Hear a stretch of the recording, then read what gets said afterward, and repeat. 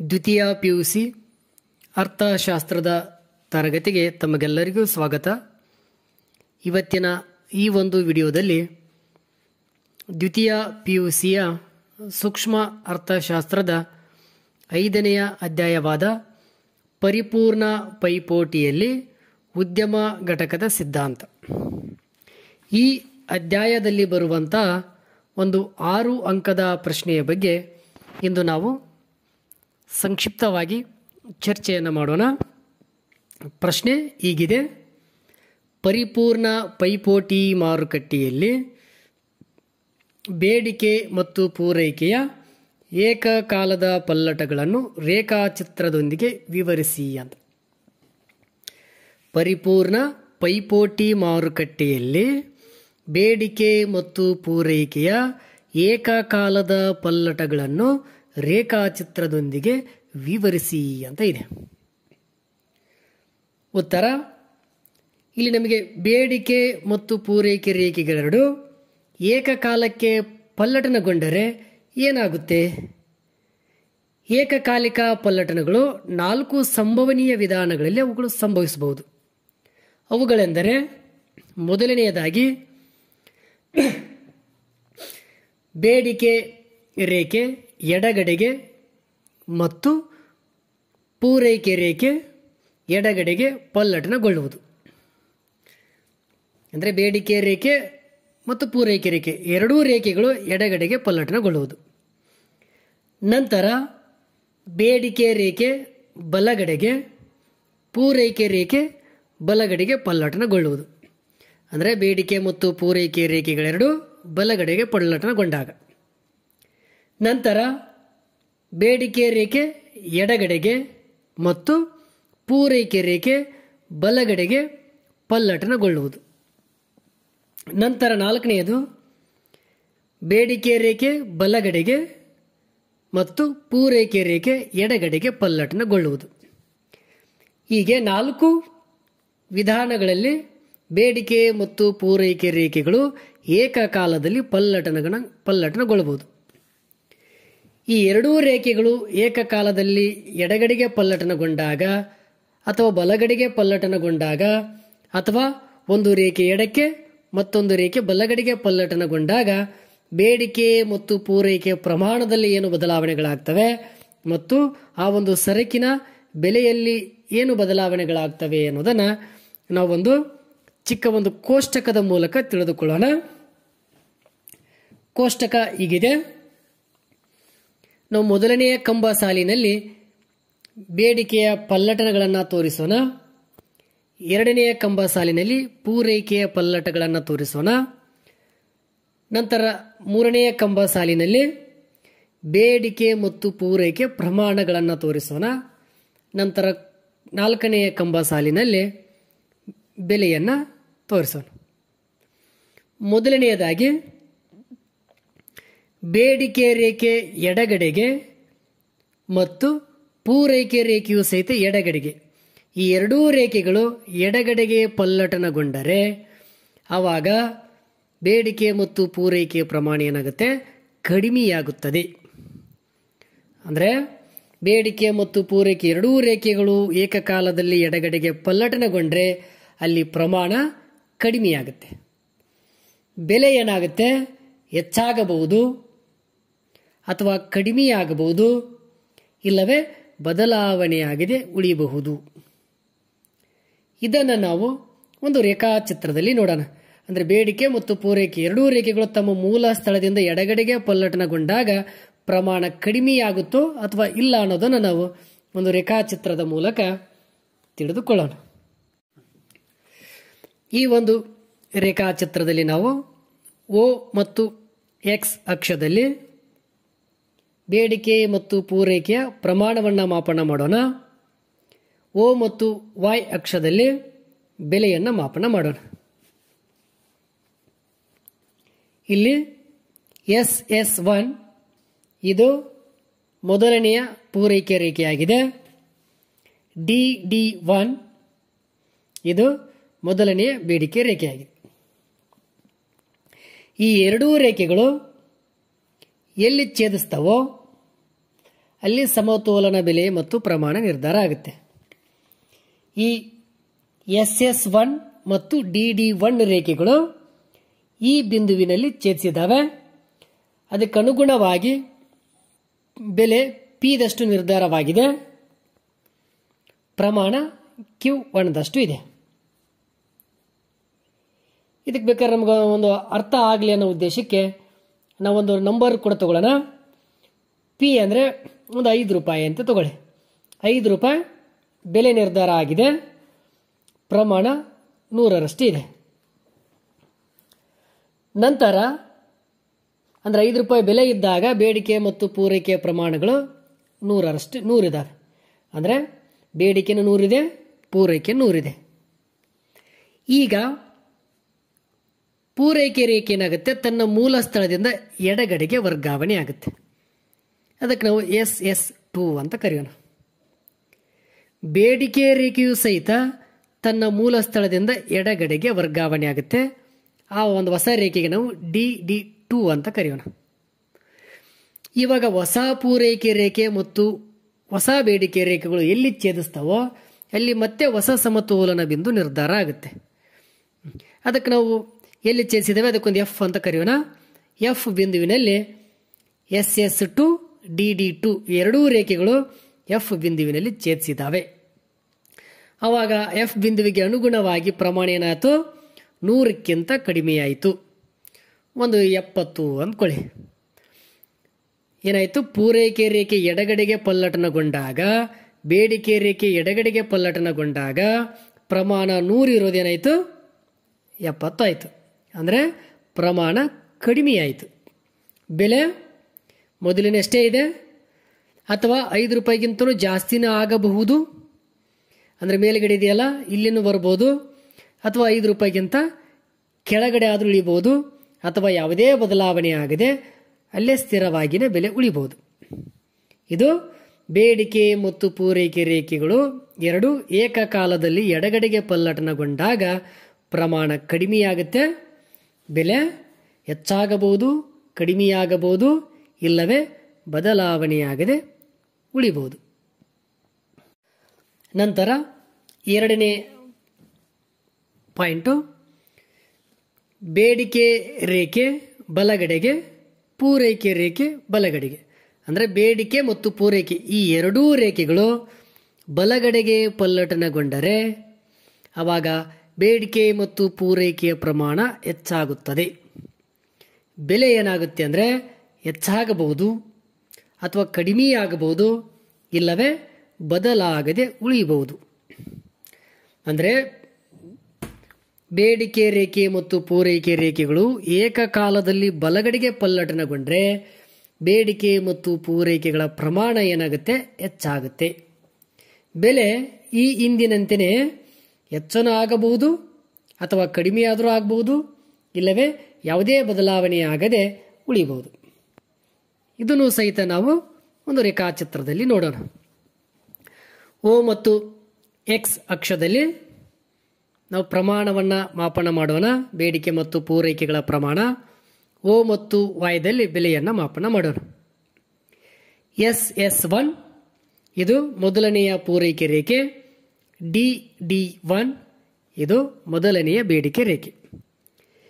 ಈ ಬೇಡಿಕೆ ಮತ್ತು ಪೂರೈಕೆ ಎರಡೂ ರೇಖೆಗಳು ಎಲ್ಲಿ ಛೇದಿಸ್ತವೋ ಅಲ್ಲಿ ಸಮತೋಲನ ಬೆಲೆ ಮತ್ತು ಪ್ರಮಾಣ ನಿರ್ಧಾರ ಆಗುತ್ತೆ. ಈ ಎರಡೂ ರೇಖೆಗಳು ಈ ಬಿಂದುವಿನಲ್ಲಿ ಛೇದಿಸಿದ್ದಾವೆ. ಹಂಗಾಗಿ ಇಲ್ಲಿ 5 ರೂಪಾಯಿ ಸಮತೋಲನ ಬೆಲೆ ನಿರ್ಧಾರ ಆಗಿದೆ.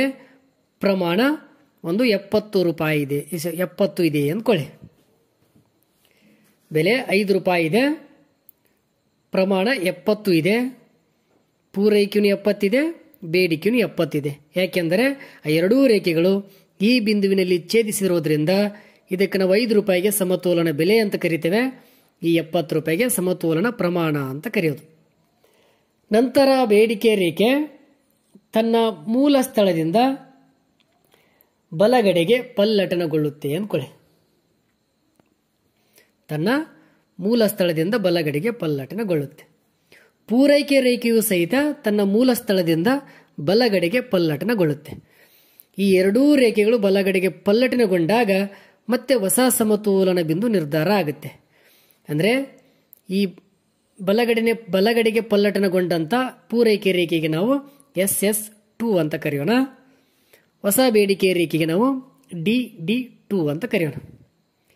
ಈ ಹೊಸ ಪೂರೈಕೆ ಮತ್ತು ಬೇಡಿಕೆ ರೇಖೆಗಳು ಎಲ್ಲಿ ಛೇದಿಸಿದವೋ ಅದಕ್ಕೆ ನಾವೊಂದು F ಬಿಂದು ಅಂತ ಕರೆಯೋಣ. F ಬಿಂದುವಿನಲ್ಲಿ ಈ ಎರಡೂ ರೇಖೆಗಳು ಛೇದಿಸಿದವೆ. ಆ ಬಿಂದುವಿಗೆ ಅನುಗುಣವಾಗಿ ಬೆಲೆ ಮತ್ತು ಪ್ರಮಾಣ ನಿರ್ಧಾರ ಆಗುತ್ತೆ. ಬೆಲೆ 5 ರೂಪಾಯಿನೇ ಇದೆ. ಪ್ರಮಾಣ ಏನಾಗುತ್ತೆ, 70 ರೂಪಾಯಿಯಿಂದ 100 ರೂಪಾಯಿಗೆ ಜಾಸ್ತಿ ಆಗುತ್ತೆ. 70 ಪ್ರಮಾಣ 70ರಿಂದ 100ಕ್ಕೆ ಜಾಸ್ತಿ ಆಗುತ್ತೆ. ಅಂದರೆ ಪೂರೈಕೆ ರೇಖೆ ಮತ್ತು ಬೇಡಿಕೆ ರೇಖೆ ಎರಡೂ ರೇಖೆಗಳು ಏಕಕಾಲದಲ್ಲಿ ಬಲಗಡೆಗೆ ಪಲ್ಲಟನಗೊಳ್ಳುವುದರಿಂದ ಪ್ರಮಾಣ 70 ಇರೋದು ಎಷ್ಟಾಯಿತು, 100ಕ್ಕೆ ಆಯಿತು. ಬೆಲೆ 5 ರೂಪಾಯಿದಲ್ಲೇ ಸ್ಥಿರವಾಗಿ ಉಳಿಬಹುದು, ಇಲ್ಲ 5ಕ್ಕಿಂತ ಹೆಚ್ಚಾಗಬಹುದು, ಅಥವಾ 5ಕ್ಕಿಂತ ಕಡಿಮೆ ಆದರೂ ಇರಬಹುದು, ಅಥವಾ ಯಾವುದೇ ಬದಲಾವಣೆ ಆಗದೆ ಸ್ಥಿರವಾಗಿ ಉಳಿಬಹುದು. ಇದು ಎರಡನೇ ಪಾಯಿಂಟಿಗೆ ವಿವರಣೆ. ಅಂದರೆ ಬೇಡಿಕೆ ಮತ್ತು ಪೂರೈಕೆ ಎರಡೂ ಬಲಗಡೆಗೆ ಪಲ್ಲಟನಗೊಂಡಾಗ ಪ್ರಮಾಣ ಹೆಚ್ಚಾಗುತ್ತೆ, ಬೆಲೆ ಹೆಚ್ಚಾಗಬಹುದು, ಕಡಿಮೆಯಾಗಬಹುದು, ಇಲ್ಲವೇ ಬದಲಾವಣೆಯಾಗದೆ ಉಳಿಬಹುದು. ನಂತರ ಮೂರನೆಯ ಪಾಯಿಂಟ್, ಬೇಡಿಕೆ ರೇಖೆ ಎಡಗಡೆಗೆ, ಪೂರೈಕೆ ಬಲಗಡೆಗೆ ಪಲ್ಲಟನಗೊಳ್ಳುವುದು. ಅಂದರೆ ಅಪೋಸಿಟ್ ಡೈರೆಕ್ಷನಲ್ಲಿ ಎರಡು ಪಲ್ಲಟನಗೊಳ್ಳುವುದು. ಅಂದರೆ ಬೇಡಿಕೆ ರೇಖೆ ಎಡಗಡೆಗೆ ಪಲ್ಲಟನಗೊಂಡು ಪೂರೈಕೆ ರೇಖೆ ಬಲಗಡೆಗೆ ಪಲ್ಲಟನಗೊಂಡಿತು ಅಂತಂದರೆ ಆವಾಗ ಪ್ರಮಾಣ ಮತ್ತು ಬೆಲೆ ಏನಾಗುತ್ತೆ ಎಂದು. ಬೇಡಿಕೆ ರೇಖೆ ಎಡಗಡೆಗೆ ಮತ್ತು ಪೂರೈಕೆ ರೇಖೆ ಬಲಗಡೆಗೆ ಪಲ್ಲಟನಗೊಳ್ಳುವುದರಿಂದ ಪ್ರಮಾಣ ಹೆಚ್ಚಾಗಬಹುದು ಅಥವಾ ಕಡಿಮೆಯಾಗಬಹುದು, ಇಲ್ಲವೇ ಬದಲಾಗದೆ ಉಳಿಬಹುದು. ಆದರೆ ಬೆಲೆ ಕಡಿಮೆಯಾಗುತ್ತದೆ. ಅಂದರೆ ಬೇಡಿಕೆ ರೇಖೆ ಎಡಗಡೆಗೆ ಪಲ್ಲಟನಗೊಂಡು ಪೂರೈಕೆ ರೇಖೆ ಬಲಗಡೆಗೆ ಪಲ್ಲಟನಗೊಂಡಿತು ಅಂತಂದರೆ ಆವಾಗ ಪ್ರಮಾಣ ಏನಾಗುತ್ತೆ, ಹೆಚ್ಚಾಗಬಹುದು, ಕಡಿಮೆಯಾಗಬಹುದು, ಇಲ್ಲವೇ ಬದಲಾಗದೆ ಉಳಿಬಹುದು. ಆದರೆ ಬೆಲೆ ಕಡಿಮೆಯಾಗುತ್ತದೆ. ಇದನ್ನು ಒಂದು ರೇಖಾಚಿತ್ರದಲ್ಲಿ ನೋಡೋಣ. O ಮತ್ತು X ಅಕ್ಷದಲ್ಲಿ ಬೇಡಿಕೆ ಮತ್ತು ಪೂರೈಕೆಗಳ ಪ್ರಮಾಣವನ್ನು ಮಾಪನ ಮಾಡೋಣ. O ಮತ್ತು Y ಬೆಲೆಯನ್ನು ಮಾಪನ ಮಾಡೋಣ. ಈ ರೇಖಾಚಿತ್ರದಲ್ಲಿ SS1 ಪೂರೈಕೆ ರೇಖೆಯಾಗಿದೆ, DD1 ಬೇಡಿಕೆ ರೇಖೆಯಾಗಿದೆ. ಬೇಡಿಕೆ ಮತ್ತು ಪೂರೈಕೆ ಎರಡೂ ರೇಖೆಗಳು ಈ ಬಿಂದುವಿನಲ್ಲಿ ಛೇದಿಸಿದ್ದಾವೆ. ಇದಕ್ಕನುಗುಣವಾಗಿ 10 ರೂಪಾಯಿ ಬೆಲೆ ನಿಗದಿಯಾಗಿದೆ. ಪ್ರಮಾಣ ಎಷ್ಟಿದೆ, 100ರಷ್ಟಿದೆ ಅಂದ್ಕೊಳ್ಳಿ. 100ರಷ್ಟು ಬೇಡಿಕೆ ಇದೆ ಮತ್ತು ಪೂರೈಕೆ 100ರಷ್ಟೇ ಇದೆ. ಅಂದರೆ ಸಮತೋಲನ ಪ್ರಮಾಣ 100 ಇದೆ, ಬೆಲೆ 10 ರೂಪಾಯಿ ಇದೆ. ಈಗ ಪೂರೈಕೆ ರೇಖೆ ಬಲಗಡೆಗೆ ಪಲ್ಲಟನಗೊಳ್ಳುತ್ತೆ. ಅಂದರೆ ತನ್ನ ಮೂಲ ಸ್ಥಳದಿಂದ SS1ದಿಂದ SS2ಗೆ ಅಂದರೆ ಬಲಗಡೆಗೆ ಪಲ್ಲಟನಗೊಳ್ಳುತ್ತೆ. ಅದಕ್ಕೆ ನಾವು SS2 ಅಂತ ಕರೆಯೋಣ. ಬೇಡಿಕೆ ರೇಖೆ DD1ದಿಂದ ಎಡಗಡೆಗೆ ಪಲ್ಲಟನಗೊಳ್ಳುತ್ತೆ. ಅದಕ್ಕೆ ನಾವು DD2 ಅಂತ ಕರೆಯೋಣ. ಈ ಹೊಸ ಬೇಡಿಕೆ ಮತ್ತು ಪೂರೈಕೆ ರೇಖೆಗಳು ಮತ್ತೆ F ಬಿಂದುವಿನಲ್ಲಿ ಅವು ಛೇದಿಸಿದ್ದಾವೆ. ಇದಕ್ಕನುಗುಣವಾಗಿ ಬೆಲೆ ಏನಾಗಿದೆ, ಹೊಸ ಬೆಲೆ 10 ರೂಪಾಯಿ ಇರ್ತಕ್ಕಂಥ ಬೆಲೆ 10 ರೂಪಾಯಿಗಿಂತ ಕಡಿಮೆ ಆಗುತ್ತೆ. ಅಂದ್ರೆ ಒಂದು 5 ರೂಪಾಯಿ ಆಗುತ್ತೆ ಅಂದುಕೊಳ್ಳೋಣ. ಬೆಲೆ 10 ರೂಪಾಯಿ ಇರೋದು 5 ಆಯಿತು. ಪ್ರಮಾಣ ಎಷ್ಟಿದೆ, ಪ್ರಮಾಣ 100ರಷ್ಟು ಇದೆ. ಪ್ರಮಾಣ ಅಷ್ಟೇ ಸ್ಥಿರವಾಗಿ ಇರಬಹುದು, ಇಲ್ಲ 100ಕ್ಕಿಂತ ಹೆಚ್ಚಾಗಬಹುದು, ಅಥವಾ ಅದಕ್ಕಿಂತನೂ ಕಡಿಮೆ ಆಗಬಹುದು, ಅಥವಾ ಯಾವುದೇ ಬದಲಾವಣೆ ಆಗದೆ ಸ್ಥಿರವಾಗಿ ಆದರೂ ಉಳಿಬಹುದು. ಅಂದರೆ ಇಲ್ಲಿ ಪೂರೈಕೆ ರೇಖೆ ಬಲಗಡೆಗೆ ಬೇಡಿಕೆ ರೇಖೆ ಎಡಗಡೆಗೆ ಪಲ್ಲಟನಗೊಳ್ಳುವುದರಿಂದ ಬೆಲೆ ಕಡಿಮೆಯಾಗುತ್ತೆ, ಪ್ರಮಾಣ ಹೆಚ್ಚಾಗಬಹುದು, ಕಡಿಮೆಯಾಗಬಹುದು, ಇಲ್ಲವೇ ಬದಲಾವಣೆಯಾಗದೆ ಉಳಿಬಹುದು. ನಂತರ ಕೊನೆಯದಾಗಿ ಬೇಡಿಕೆ ರೇಖೆ ಬಲಗಡೆಗೆ ಪೂರೈಕೆ ರೇಖೆ ಎಡಗಡೆಗೆ ಪಲ್ಲಟನಗೊಂಡಾಗ, ಅಂದರೆ ಬೇಡಿಕೆ ರೇಖೆ ಬಲಗಡೆಗೆ ಪಲ್ಲಟನಗೊಂಡು ಪೂರೈಕೆ ರೇಖೆ ಎಡಗಡೆಗೆ ಪಲ್ಲಟನಗೊಂಡ್ರೆ ಆವಾಗ ಪ್ರಮಾಣ ಮತ್ತು ಬೆಲೆ ಏನಾಗುತ್ತೆ ಎಂದು. ಬೇಡಿಕೆ ರೇಖೆ ಬಲಗಡೆಗೆ ಪೂರೈಕೆ ರೇಖೆ ಎಡಗಡೆಗೆ ಪಲ್ಲಟನಗೊಂಡಾಗ ಪ್ರಮಾಣ ಹೆಚ್ಚಾಗಬಹುದು ಅಥವಾ ಕಡಿಮೆಯಾಗಬಹುದು, ಇಲ್ಲವೇ ಬದಲಾವಣೆಯಾಗದೇ ಉಳಿಬಹುದು. ಆದರೆ ಬೆಲೆ ಹೆಚ್ಚಾಗುತ್ತೆ. ಬೇಡಿಕೆ ರೇಖೆ ಬಲಗಡೆಗೆ ಪಲ್ಲಟನಗೊಂಡು ಪೂರೈಕೆ ರೇಖೆ ಎಡಗಡೆಗೆ ಪಲ್ಲಟನಗೊಂಡ್ರೆ ಬೆಲೆ ಏನಾಗುತ್ತೆ? ಹೆಚ್ಚಾಗುತ್ತೆ. ಇದನ್ನು ಸಹ ನಾವೊಂದು ರೇಖಾಚಿತ್ರದಲ್ಲಿ ನೋಡೋಣ. ರೇಖಾಚಿತ್ರದಲ್ಲಿ O ಮತ್ತು X ಅಕ್ಷದಲ್ಲಿ ಬೇಡಿಕೆ ಮತ್ತು ಪೂರೈಕೆಯ ಪ್ರಮಾಣವನ್ನು, O ಮತ್ತು Y ದಲ್ಲಿ ಸರಕಿನ ಬೆಲೆಯನ್ನು ನಾವು ಮಾಪನ ಮಾಡೋಣ. ಇಲ್ಲಿ SS1 ಮೊದಲನೆಯ ಪೂರೈಕೆ ರೇಖೆಯಾಗಿದೆ,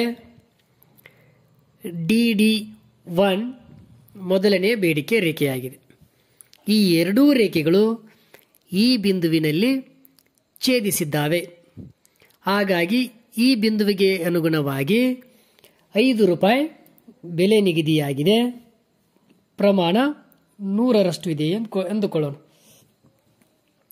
ಮೊದಲನೆಯ ಪೂರೈಕೆ ರೇಖೆ ಮತ್ತು ಬೇಡಿಕೆ ರೇಖೆಗಳೆರಡು ಈ ಬಿಂದುವಿನಲ್ಲಿ ಛೇದಿಸಿರುವುದರಿಂದ ಅದಕ್ಕೆ ಸಮತೋಲನ ಬೆಲೆ ₹5 ನಿಗದಿಯಾಗಿದೆ.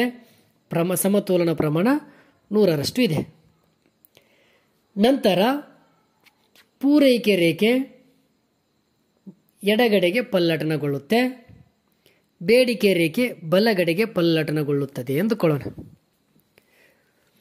ಪೂರೈಕೆ ರೇಖೆ ತನ್ನ ಮೂಲ ಸ್ಥಳದಿಂದ ಎಡಗಡೆಗೆ ಪಲ್ಲಟನಗೊಳ್ಳುತ್ತೆ, ಅದಕ್ಕೆ ನಾವು SS2 ಅಂತ ಕರೆಯೋಣ. ಬೇಡಿಕೆ ರೇಖೆ ಬಲಗಡೆಗೆ ಪಲ್ಲಟನಗೊಳ್ಳುತ್ತೆ, ಅದಕ್ಕೆ ನಾವು DD2 ಅಂತ ಕರೆಯೋಣ. ಈ ಹೊಸ ಬೇಡಿಕೆ ಮತ್ತು ಪೂರೈಕೆ ರೇಖೆಗಳು ಮತ್ತೆ ಎಲ್ಲಿ ಛೇದಿಸಿದಾವೆ? F ಬಿಂದುವಿನಲ್ಲಿ ಛೇದಿಸಿದಾವೆ. ಈ F ಬಿಂದುವಿಗೆ ಅನುಗುಣವಾಗಿ ಬೆಲೆ ಮೊದಲು ₹5 ಇತ್ತಲ್ಲ, ಈಗ ₹5ಗಿಂತನೂ ಜಾಸ್ತಿ ಆಗುತ್ತೆ, ಒಂದು ₹10 ಆಗುತ್ತೆ ಎಂದುಕೊಳ್ಳೋಣ. ₹5ಯಿಂದ ₹10 ಅಂದರೆ ಬೆಲೆ ಏನಾಯಿತು? ಹೆಚ್ಚಾಯಿತು. ಬೇಡಿಕೆ ರೇಖೆ ಬಲಗಡೆಗೆ ಪೂರೈಕೆ ರೇಖೆ ಎಡಗಡೆಗೆ ಪಲ್ಲಟನಗೊಳ್ಳೋದ್ರಿಂದ ಬೆಲೆ ಏನಾಯಿತು? ಮೊದಲಿಗಿಂತನೂ ಜಾಸ್ತಿ ಆಯಿತು. ಆದರೆ ಪ್ರಮಾಣ ಹೆಚ್ಚು ಆಗಬಹುದು, ಇಲ್ಲವೇ ಕಡಿಮೆಯಾಗಬಹುದು, ಅಥವಾ ಬದಲಾವಣೆಯಾಗದೆ ಉಳಿಯಬಹುದು. ಇಷ್ಟು ಪರಿಪೂರ್ಣ ಪೈಪೋಟಿ ಮಾರುಕಟ್ಟೆಯಲ್ಲಿ ಬೇಡಿಕೆ ಮತ್ತು ಪೂರೈಕೆಯ ಏಕಕಾಲದ ಪಲ್ಲಟಗಳನ್ನು ರೇಖಾಚಿತ್ರದೊಂದಿಗೆ ವಿವರಿಸಿ ಅಂತ ಹೇಳಿದಾಗ ನೀವು ಈ 4 ಪಾಯಿಂಟ್ಸ್ಗಳ ವಿವರಣೆಯನ್ನು ಬರೀಬೇಕು. ಒಂದು ವೇಳೆ ವಿವರಣೆ ಬರೆಯೋಕ್ಕಾಗಲಿಲ್ಲ ಅಂದರೆ ಈ ಕೋಷ್ಟಕವನ್ನು ಹಾಕಿದರೆ ಸಾಕು. ಆ ಕೋಷ್ಟಕದಲ್ಲೇ ವಿವರಣೆ ಬರುತ್ತೆ. ಆ 4 ಪಾಯಿಂಟ್ಗಳನ್ನು ಬರೆದು ಈ ಕೋಷ್ಟಕವನ್ನು ಹಾಕಿ ನೀವು 2 ರೇಖಾಚಿತ್ರವನ್ನು ಹಾಕಿ ವಿವರಣೆಯನ್ನು ಮಾಡಬೇಕು. ಅಂದರೆ ಏಕಕಾಲದ ಎಡಗಡೆ ಪಲ್ಲಟನ ಮತ್ತು ಬಲಗಡೆ ಪಲ್ಲಟನ ಈ ಎರಡರಲ್ಲಿ ಒಂದನ್ನು ಹಾಕಬೇಕು. ಮತ್ತು ಇನ್ನೊಂದಿದೆಯಲ್ಲ, ಬೇಡಿಕೆ ರೇಖೆ ಎಡಕ್ಕೆ ಪೂರೈಕೆ ರೇಖೆ ಬಲಕ್ಕೆ ಮತ್ತು ಬೇಡಿಕೆ ರೇಖೆ ಬಲಕ್ಕೆ ಪೂರೈಕೆ ರೇಖೆ ಎಡಕ್ಕೆ. ಅಂದರೆ ಪ್ರಾರಂಭದಲ್ಲಿ 2 ಪಾಯಿಂಟ್ಗಳಿದಾವಲ್ಲ, ಆ ಎರಡರಲ್ಲಿ ಯಾವುದಕ್ಕಾದ್ರೂ ಒಂದು ಡೈಗ್ರಾಮ್ ಹಾಕಿ, ನಂತರ ಬರುವ 2 ಪಾಯಿಂಟ್ಗಳಲ್ಲಿ ಯಾವುದಾದ್ರೂ ಒಂದು ಡೈಗ್ರಾಮನ್ನು ಹಾಕಿ. ಅಂದರೆ 2 ರೇಖಾಚಿತ್ರಗಳನ್ನು ಹಾಕಬೇಕಾಗಿ ಬರುತ್ತೆ. ನಂತರ ಮುಂದಿನ ವಿಡಿಯೋದಲ್ಲಿ ಮತ್ತೊಂದು ಕಂಟೆಂಟ್ ಒಂದಿಗೆ ಮತ್ತೆ ಭೇಟಿಯಾಗೋಣ.